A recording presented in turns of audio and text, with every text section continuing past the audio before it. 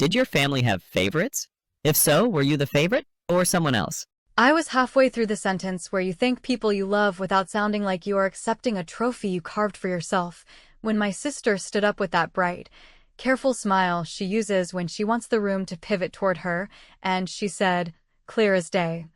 "I'm expecting twins," and the air tilted. The attention shifted like chairs scraping at once, and while the hugs and squeals started, I swallowed the rest of my sentence and thought, all right then, we are doing this. Again, except this time I am not folding my hands and pretending I am fine.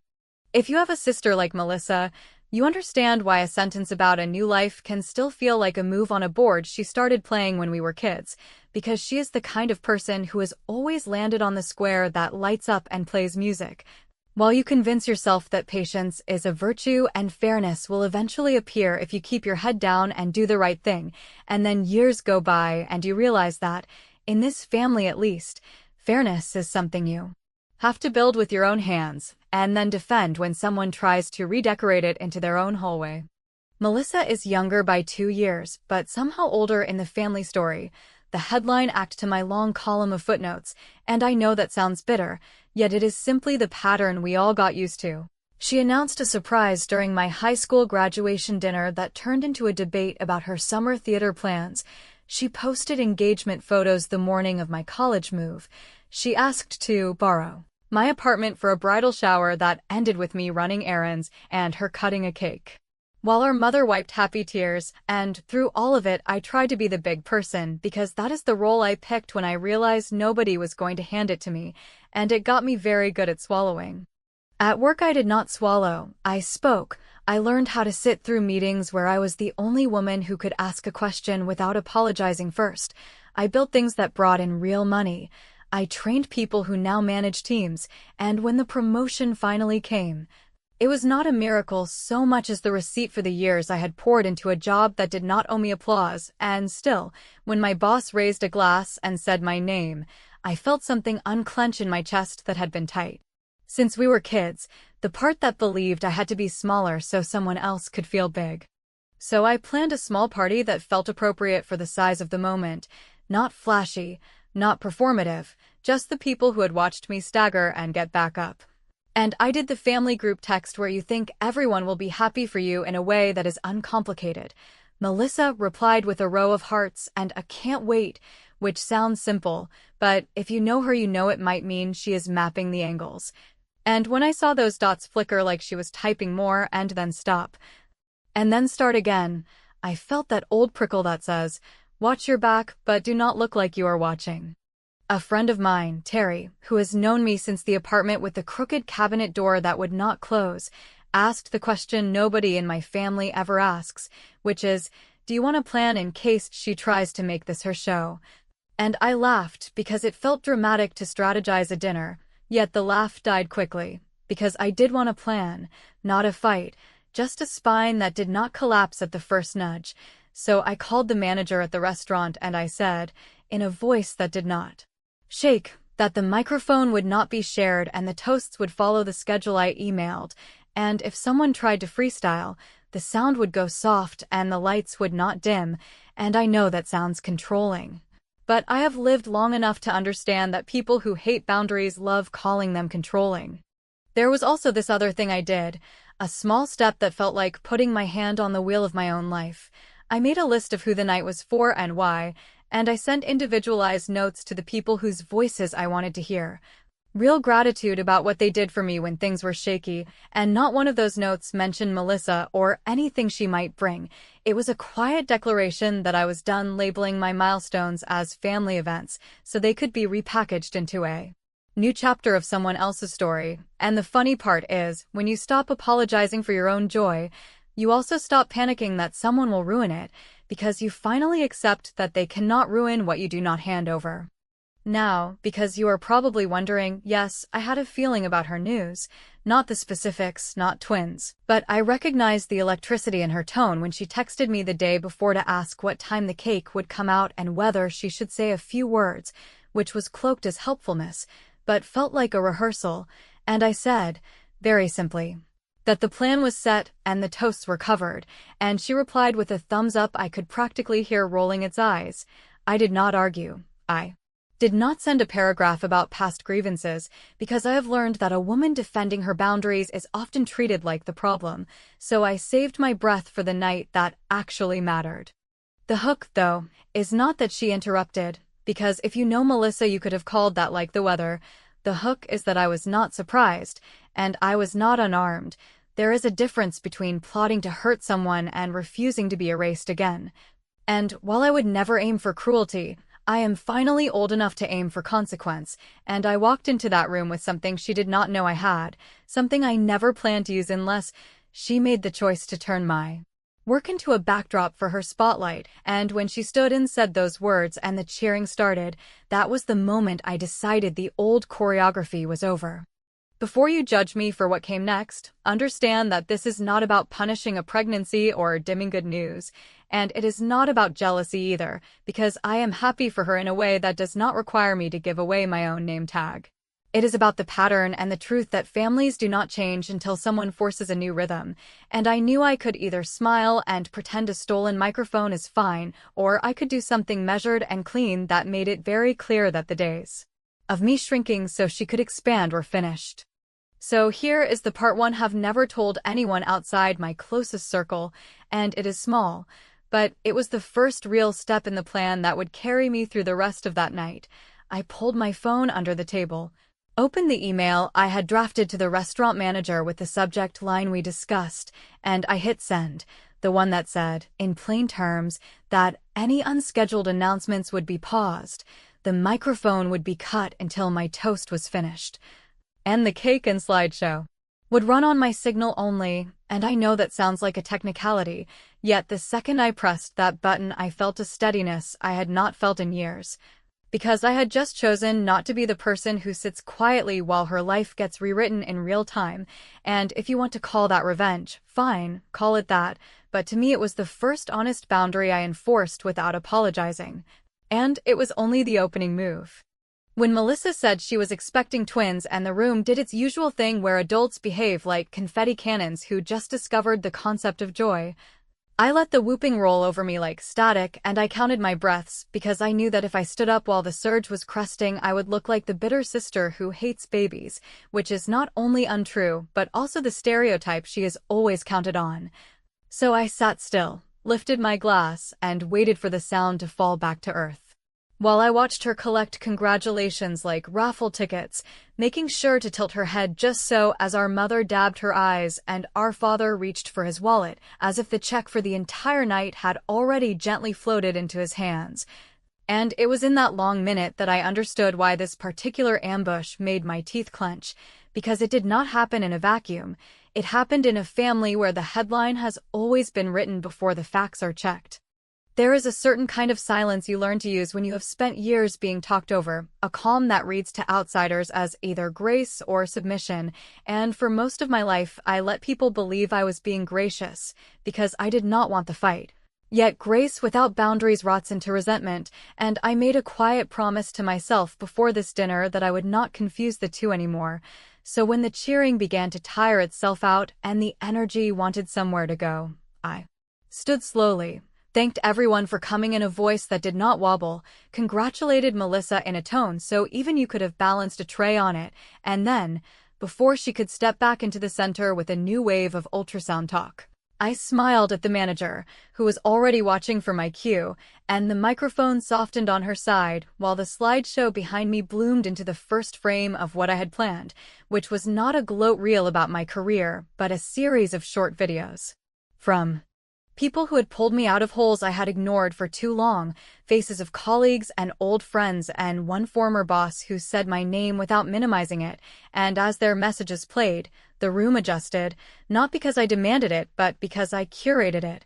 which is a difference I have learned to stop apologizing for. If you are hearing this and thinking I engineered a takeover, remember that she took a night that was not hers and made it an announcement platform without asking, and understand that I am done letting my life be a soft surface for other people's landings. So I let the messages play, and I watched my parents tilt toward the screen, and I watched our aunt squeeze my hand like she had been waiting years to see me claimed by something other than duty, and while the gratitude washed the edge off my anger, it also did something practical and beautiful, which was to redirect the room to the reason we were there without humiliating anyone, because the right kind of boundary is firm and kind at once. And the best kind of revenge is the one that forces people to look at you without the usual filters while you tell the truth about yourself out loud. Melissa tried once to step back in with a follow-up, a casual line about names and nursery paint that would have launched an entire side conversation, and I watched her eyes flick to the microphone like a swimmer measuring a wave.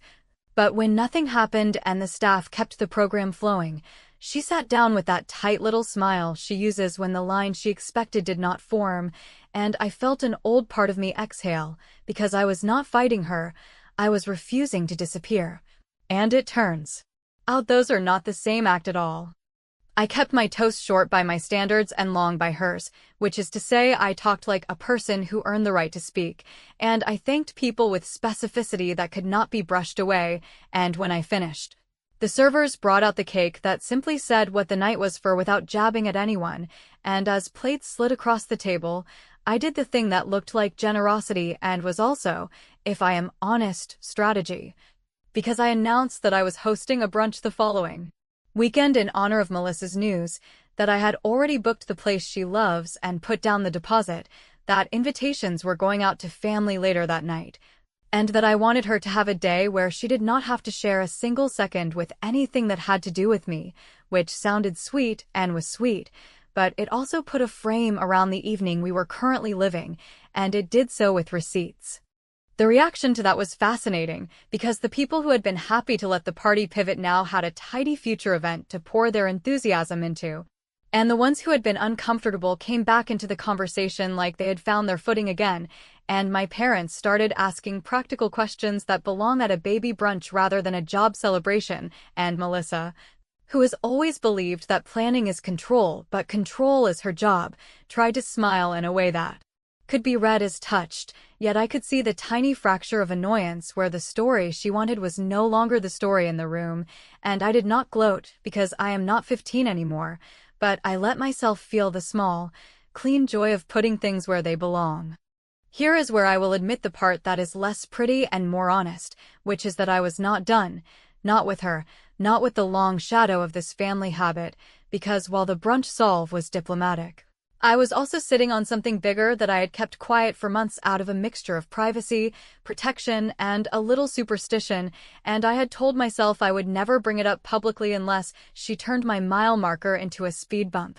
And, because she had, I felt the hinge turn in my chest, and I knew I was going to open the door, not to win a moment, but to end a pattern, and if you think that sounds dramatic, understand that stopping a pattern in some families requires a performance, not for applause, but for proof.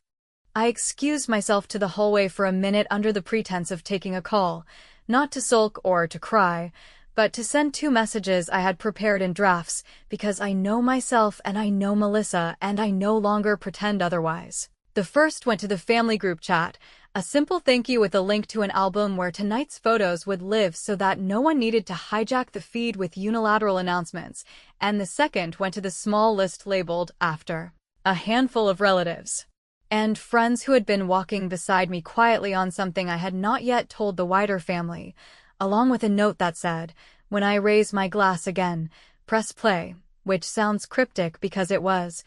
and was also my way of making sure the next part did not get buried under baby name debates and stroller comparisons. Back at the table, the noise had returned to a manageable hum. The plates were mostly clean, and our mother was already asking Melissa if she had picked a doctor and whether she felt tired yet.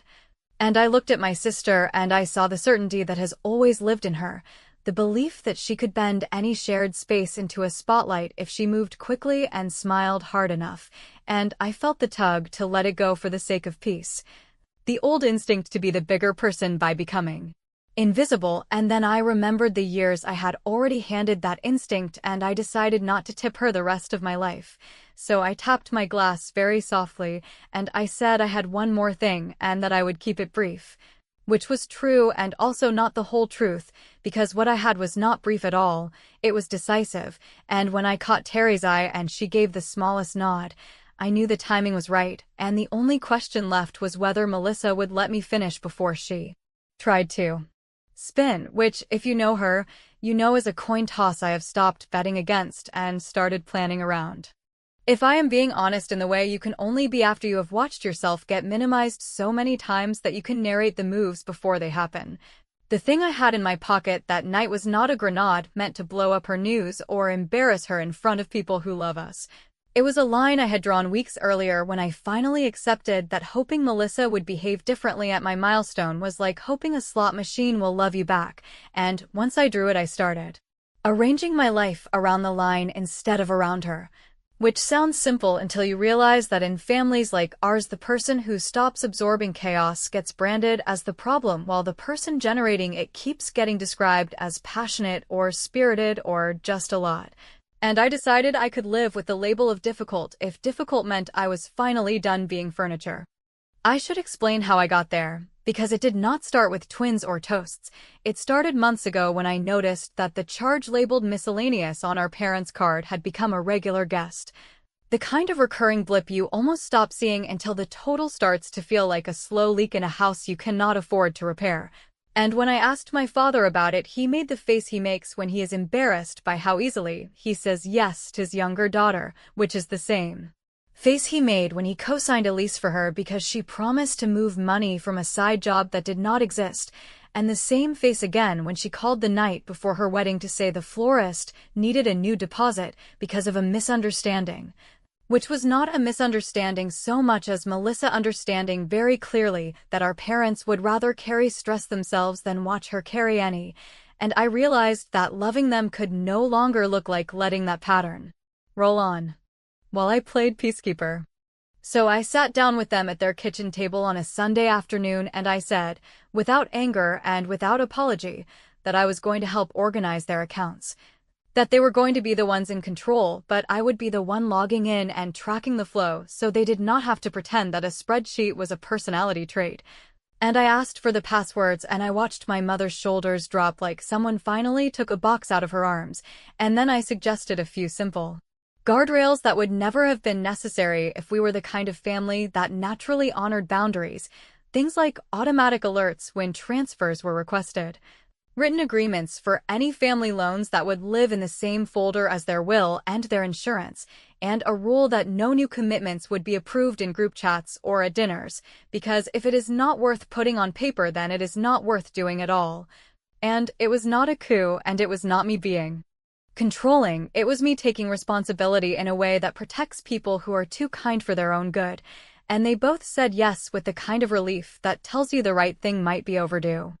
Here is where it gets messy, because a few weeks later one of those automatic alerts pinged at the exact moment I was leaving a meeting, and there it was. A transfer request tagged as urgent with a note that said it was for baby furniture from a vendor who only took one type of payment and needed it same day, which would have made sense if it were not being sent to the account Melissa uses for her online store.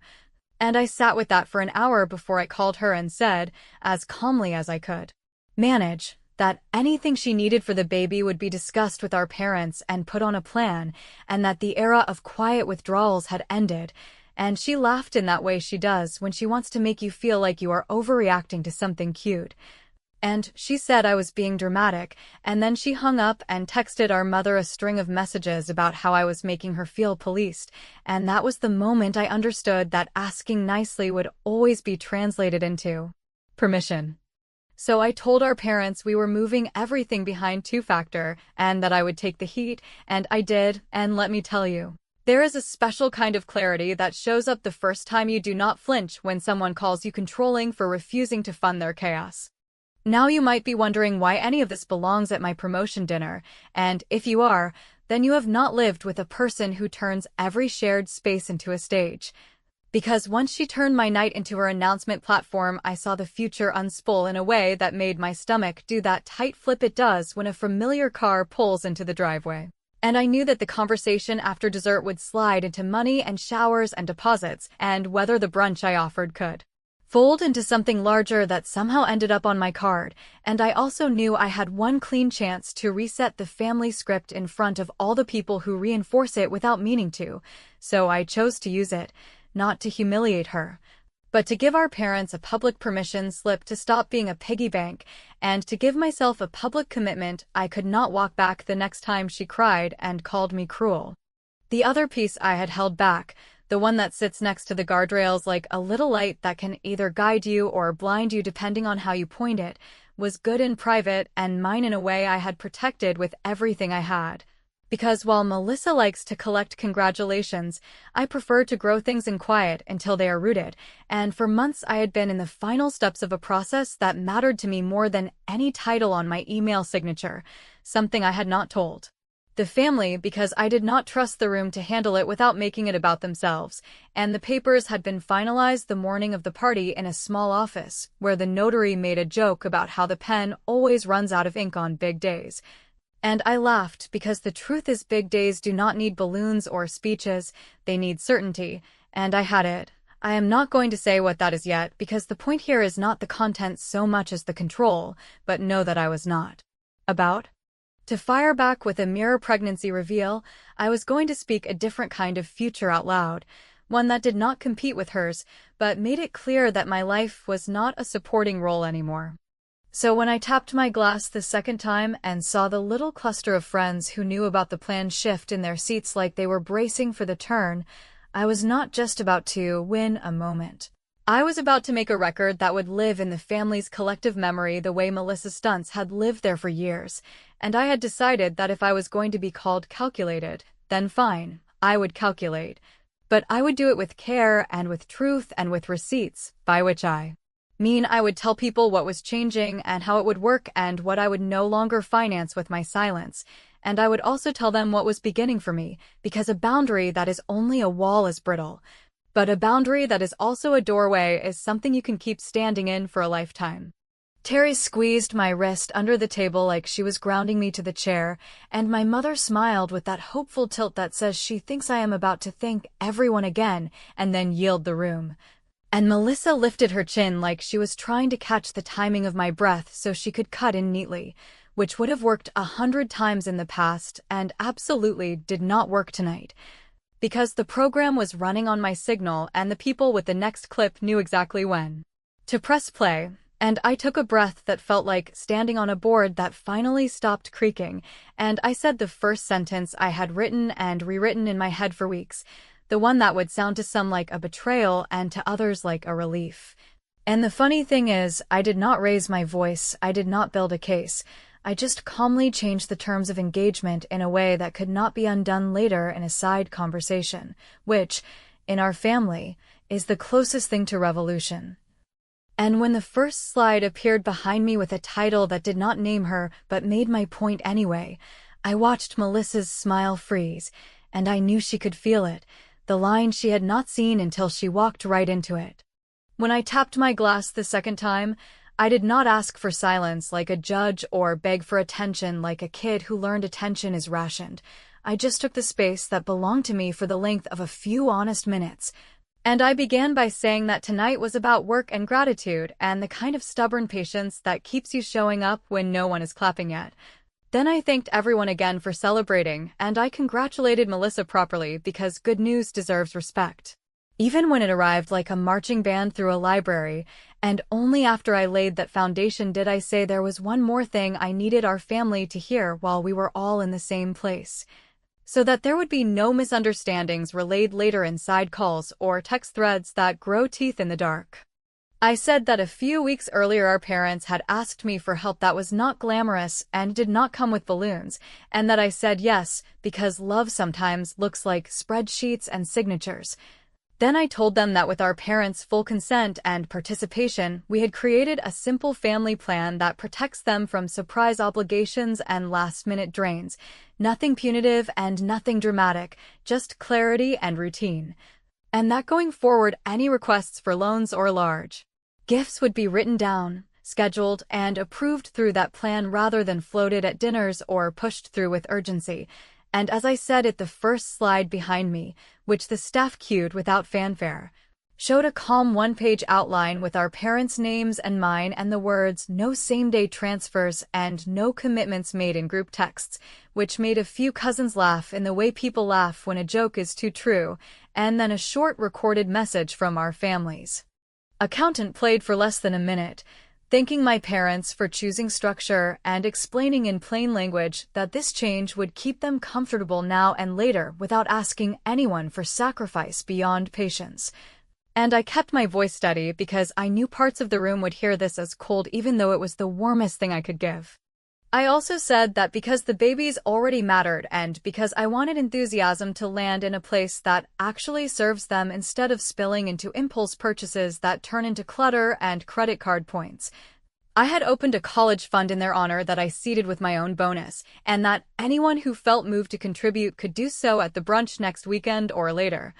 That it would be restricted to education and health and could not be touched for vacations or decor or anything that looks cute on a registry, and that our parents would not be asked for deposits because their gift is being grandparents, not a revolving door to someone else's budget. And I could feel part of the room lean forward with relief, because people who love us want a way to do the right thing without drama. While another part bristled because boundaries dressed in kindness are still boundaries, and some folks hear the word no even when you are offering a better yes. Melissa tried to jump in with a small joke that would have turned the moment into a quip about how I was suddenly the family treasurer, and she half stood the way confident people do when they believe the floor belongs to them. But the mic did not follow her and the program moved to the next short clip, a message from my mother, recorded earlier at the kitchen table and played with her permission, where she said in her own gentle words that she was tired of trying to be everything to everyone. And that she had asked me to organize this because she wanted to enjoy her grandchildren without the constant math of who is owed what and whether saying no would make her a bad mother, and hearing her voice cut through the room in a way nothing I could have said would have done. And when the clip ended, my father put his hand over hers and said out loud that he agreed, and I saw a few uncles nod, because sometimes men need permission from another man to stop pretending that a tired woman is just fine. I paused then because I knew the next part would land like a shift in weather, and I wanted to be sure no one could say I rushed or hid it inside something else, and I said that this was not just about guardrails, that I had kept something very personal quiet while it took shape because I wanted it to be real before I held it up in front of anyone, and that the papers had been finalized that morning in a small office with a notary who probably had no idea what it meant to me to sign my name without asking for approval from anyone who has ever tried to make me smaller, and I told them that I had closed on my first home, that I had done it without help, that the down payment came from stock I held when a project I led actually delivered the revenue everyone said it never would, which some of you might recall Melissa calling a silly gamble during a holiday dinner. And I let the room register that I had built something on my own timeline and with my own choices, and I said I was telling them now not to one-up a pregnancy, but to mark the end of an era where I kept my life small to manage other people's feelings, because buying that place was me choosing permanence over apology. The applause that followed was not wild, which I appreciated because I was not after a parade. It was steady and human, the kind that sounds like people understanding a little more about you than they did 5 minutes ago. And while it moved through the tables, I looked at Melissa with all the respect I could muster, and I said that the brunch was still hers, and that the college fund was real, and that I would be there early to set up if she wanted, but that the days of surprise asks and guilt-soaked favors were done, not up for debate, not mean, just done, and as those words landed I watched her expression go through the stages I know too well. Confusion into calculation into the sharp flare of humiliation that shows up when a favorite lever suddenly does nothing, and, because I love her in the complicated way that people love difficult siblings, I left her a bridge by saying she could call me tomorrow if she wanted to talk details, and that I would keep the plan out of the group chat. So, she did not have to manage a pylon. She stood up then, not smoothly and not theatrically, just fast, the way you move when you need the air to change, and she muttered something about not feeling well and about me turning a celebration into a seminar, which would have stung a year ago. But tonight it rolled off because seminar is another word for what adults do when they stop letting chaos be the default, and she grabbed her bag and headed for the door, and our mother made a small sound that mothers make when children fracture in public, and I shook my head gently to tell her to stay seated because Melissa is allowed to feel everything she feels and she is allowed to leave, and I am allowed to finish a sentence in my own life, and so I did. I thanked the staff. I raised my glass. And I closed with a line that was not pretty but was true, which was that I was proud of my work and my choices, and the home I had just bought, proud of the family plan that would keep our parents peaceful, and proud of the fact that I no longer needed permission to protect my joy, and the door closed behind my sister right as the room lifted their glasses, which is timing I could not have planned better if I had tried. When the door closed behind Melissa and the room settled into that careful quiet people use when they want to act normal around a crack they just watched appear, I raised my glass again and finished what I had started because I am done letting exits dictate my sentences, and after the applause thinned into conversation, I moved through the tables like a host instead of the oldest daughter who mops up feelings, listened while aunts told me they were proud in voices that sounded like they had been waiting years to admit it, and hugged coworkers who were relieved to see the version of me they knew in office hours finally show up in front of my family, while my parents sat together holding hands as if they had just remembered they were allowed to be on the same side. I did not chase Melissa into the parking lot because I have done that chase too many times and all it ever gets me is a performance I am expected to soothe, so I paid the bill that I had planned to pay, thanked the manager who had my back without needing a speech, sent the photo album link to the group chat with 3 lines of context that left no room for reinterpretation, and drove home to the stack of moving boxes that looked less like a chore and more like proof that I had made a life with doors that only I could open. Then I put my phone face down because the person I am trying to be does not spend the first night of a boundary arguing the boundary over text. In the morning there were messages, some sweet and some barbed with politeness, and hers sitting at the top like a siren that needed to be cut before it got louder, so I read it once without breathing, and then once again out loud to hear what I refused to absorb, which was the usual list of charges dressed as concern about tone and timing and how I had embarrassed her in front of people she needs to feel adored by, and when I replied I said I was happy for her, that the brunch was booked, that the college fund was real, and that the family plan was not a debate because our parents had chosen it and signed it. Then I put the phone down again because I am not auditioning for understanding anymore. Before lunch, I drove to my parents' place with a bag of breakfast and an agenda I did not hide, and at the kitchen table where we have held so many peace talks I prefer not to remember. I went through the last step of the structure we had discussed with the accountant, which meant adding an approval rule that kicks in when numbers jump out of the ordinary, setting up notifications that go to both of them instead of whichever one is easiest to wear down, and printing a 1-page letter in plain language that says no one is owed emergency money just because they announce an emergency out loud, and when they signed it they both looked 5 years younger, and my mother laughed in that soft way she does when a burden she did not name gets taken off her chest. And my father said he would tell the uncles himself because he wanted the men to hear it from him, which in our family is the difference between a rule and a rumor. I wish I could tell you I did not second-guess any of it, because doubt is the old currency I used to buy peace, and I felt it try to spend itself when I pictured Melissa telling someone I was cold or stingy or drunk on a new sense of power. Yet every time that picture started to build I remembered the look on my mother's face in the video where she thanked me for giving her back her weekends, and I remembered that my job is not to curate a legend where I am always gentle. My job is to build a life where the people I love are safe from the worst habits we taught ourselves. The brunch came whether anyone wanted it to or not, because I had prepaid the room and sent the invitations and written the note that said gifts were fine if that is your love language, but the fund would feed the babies longer than novelty items ever do. And I arrived early with name cards and simple flowers because the day was hers even if the rules had changed, and when Melissa walked in late she did not hug me, but she did not glare either, and I took that middle ground as the best offer on the table and offered her the mic that would stay on no matter what she chose to say, which was my way of handing her a stage she did not have to steal. She gave a speech that was sweet and careful and just spiky enough to let me know she still had nails, and then she gestured toward a registry that was clearly designed to make a point. Except the point bent because people walked past the stack of glossy boxes and lined up at the small table where the fun details sat next to a simple sign with the baby's names and the bank's contact. And I watched relief move through the room again as relatives realized they could love loudly without being used quietly, while my parents floated from person to person accepting congratulations that did not sound like invoices, and I stayed mostly out of the way because the most satisfying revenge is often nothing more than the absence of rescue. We spoke privately near the end because sisters cannot live forever in a hallway of performative politeness, and she asked in a voice that tried to be casual whether I had to announce the plan in front of everyone.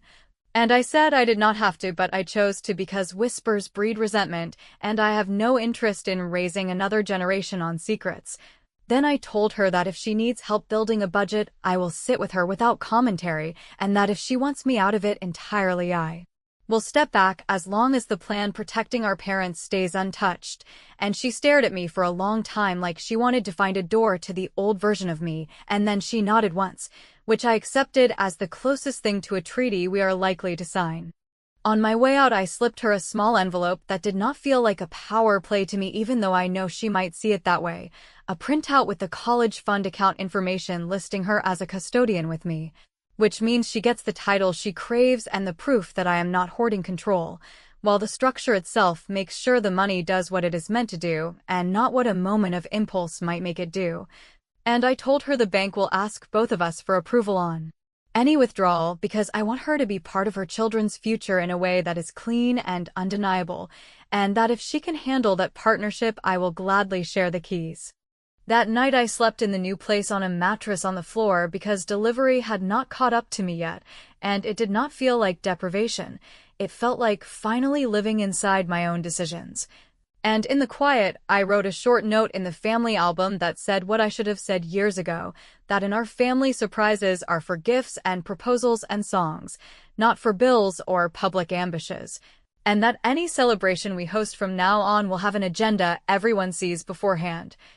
which some cousins will tease me for because they prefer chaos until chaos comes for them, but which will save us from the fights we pretend not to enjoy. If you are waiting for me to say that Melissa apologized or that I cracked and did, I am going to disappoint you because nothing that honest happened. What happened instead was smaller and therefore more real. Which is that a week later she texted a link to an article about college funds and asked whether the contribution receipts can be downloaded for anyone who needs them for their records, and I told her yes and sent a screenshot of where to click. And she said thanks without a smiley face or a dig. And I stood in my kitchen with the box cutter in my hand and realized that this is how victories look when you are building something sustainable, not like fireworks, but like a valve turned in the right direction. People keep asking me whether I went too far or whether I should have let the twin announcement float on top of my night without anchoring anything, and I tell them the truth, which is that I liked the version of me who finally believed that kindness without a spine is just a costume, that I am proud of engineering a solution that took away the levers she used to pull without turning me into a villain, and that if the price of peace is being called strategic by people who benefit from my confusion, I will happily be strategic forever because the point was not to win dinner, it was to retire a story where I shrink on cue, and if there is a lingering edge between us that time will sand down or make sharper, I can live with that. Because the rules are written now and the stage is level, and for the first time in a very long stretch of years, I do not feel like I am waiting for permission to exist.